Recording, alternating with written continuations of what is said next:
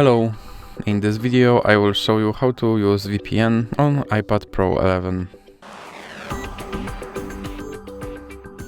So you have to start by opening your App Store, then click on search bar and type in Turbo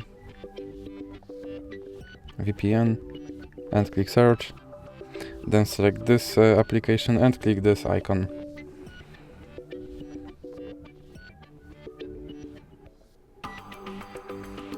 Now you can click open, then click agree, and now you can close this ad, then click allow, and you can click this button to start VPN, and then click allow again, and now you have to enter your passcode.